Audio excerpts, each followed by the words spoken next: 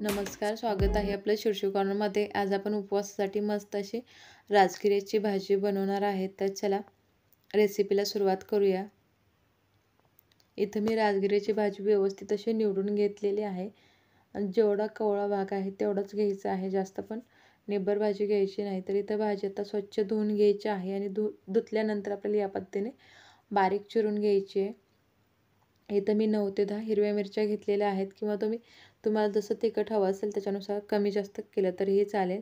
आता कढईमध्ये 1 चमचा तेल टाकायचं आहे. तेल चांगलं गरम होऊन द्यायचं. तेल गरम झालं की त्याच्यामध्ये जिरे टाकून घेऊया आणि त्याचबरोबर आपण जे बारीक करून घेतलेली हिरवी मिरची आहे ती टाकायची आहे. 1-2 मिनटं आपल्याला हे चांगलं व्यवस्थित असं परतून घ्यायचं आहे आणि त्याच्यानंतर जे आपण बारीक चिरून घेतलेली भाजी आहे ती टाकायची. तर भाजी एकदम एकसाथ मावत नाही, तर पहिल्यांदा थोडीशी टाकायची, एखादा मिनिट थांबायचं आणि त्याच्यानंतर आपल्याला जी शिल्लक राहिलेली भाजी ती टाकून घ्यायची आहे या पद्धतीने आणि व्यवस्थित असं मिक्स करून घ्यायचं आहे. आत्ता आपण ह्याच्यामध्ये चवीपुरतं मीठ टाकून घेऊया. तर मीठ टाकल्यानंतर भाजीला भरपूर असं पाणी सुटतं आणि त्यामुळे ती भाजी लगेच शिजली जाते. तर आत्ता आपण ही भाजी व्यवस्थित अशी हलवून घेऊया आणि त्याच्यानंतर एक 3 ते 4 मिनटासाठी आपल्याला हे भाजी झाकून ठेवायची आहे. तर इथे बघा आता साधारणतः जवळजवळ 4 मिनटं झालेले आहेत. तुम्ही पाहू शकता आता भाजी कमी पण झालेली आहे, शिजलेली पण आहे.